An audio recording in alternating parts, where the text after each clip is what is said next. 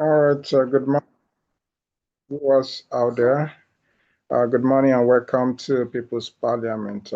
Today we are going to be taking a very swift moment to take a look at global scenario as it relates to Nigeria during the Insightful Morning Show. Ladies and gentlemen, welcome to Insightful Morning Show. We are going to be looking at PO's declaration. PO, of course, will be making his ADC declaration today, and the event is already built to commence by 11 a.m. Nigerian time. And of course, COPDEM TV will be, COPDEM Media TV will be bringing the event live via the YouTube channel.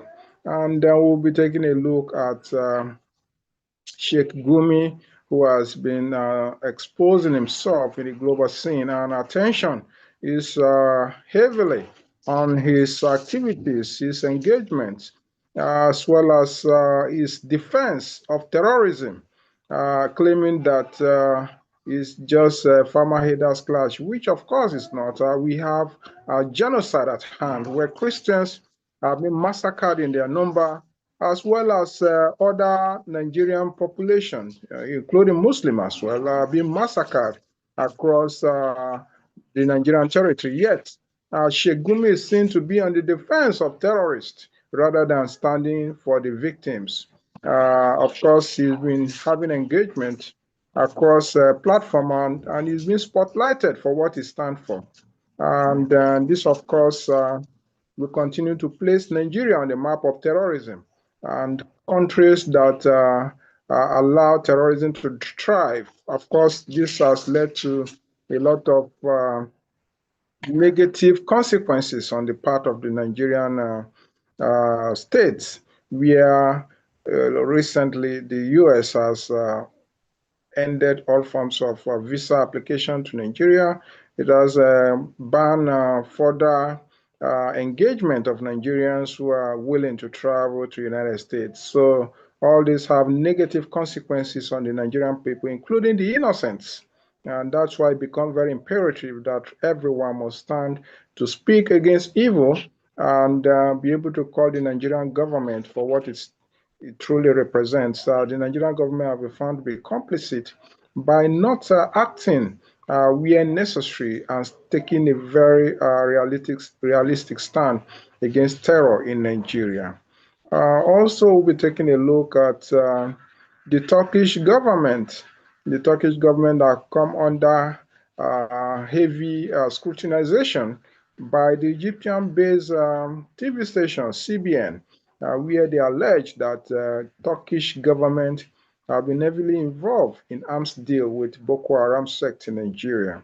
Of course, the Boko Haram have been terrorizing Nigeria since 2009, where the first suicide bomber took place at Madala Catholic Church in Niger State. And of course, ever since then, they have increased their hostility across northeast Nigeria, where Maiduguri have been the beehives of terrorist activities. And of course, it has led to a one-time over millions of lives that have been displaced, and thousands and thousands of Nigerians have been killed without government moving a muzzle to actually bring this terrorism to a conclusive end. It stands unjustified that the government claimed to be fighting terrorism since 2009 until 2025, yet we are not making progress. Rather, terrorists are having the effrontery to take over more communities, more LGA. In Niger State alone, over 10 LGAs have been taken over by terrorists out of the 25 LGAs that we have. 10 out of the 25, there are terrorist activities that are going on and affecting livelihood of Nigeria, of the people, ranging from Shiroro to Rafi, as well as Kotangora, Mariga. These are local governments that have been affected heavily by terrorist activities, including several other LGs, which time may not permit us to mention in detail. But of course, including Rafi. Rafi, of course, has been affected by terrorist activities as well. So all this corroborate the fact that there has been complicity along the line of the Nigerian government in failing to act where necessary. And we'll be taking a look at Benue. Benue, of course, has been in the spotlight for a lot of terrorist activities that have targeted communities, including the Yelwata incidents, where over 200 women and children were slaughtered without the government taking a drastic action against these terrorists that have committed this heinous crime against humanity. So also, we'll be taking a look at Anthony Joshua. He visited Nigeria, and it was reported that he had an auto crash along Ibadan Lagos Expressway, where two of his friends were reportedly dead in the course of the accident. And his pain is that there was no ambulance that attended to the scene of the incident. No ambulance. In a country like Nigeria, what are we doing with our national budget? What are we doing as a government that should be responsive and found to be involved in bringing about, attending to the needs of the people? And this calls to question where Anthony Joshua has been seen to have met Tinubu on several occasions, even in Aso Rock. What are his engagement with the president?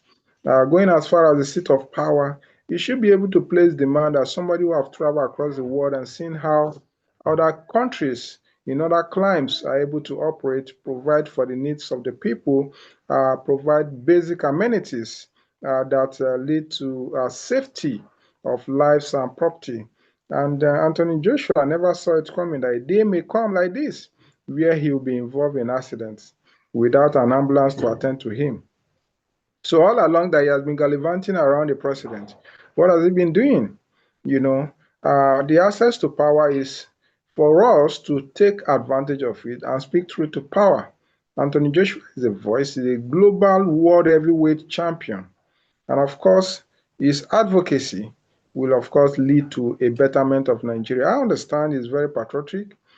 He has been flying the flag of Nigeria across the world wherever he goes, and is very proud citizen of this country. But then, the area of fault is that he should have been able to use his influence to call out bad government, corruption that have bedeviled the country and have rendered the country crippled in many areas of social amenities. Of course, Nigeria happened to him, but of course, he was lucky to have escaped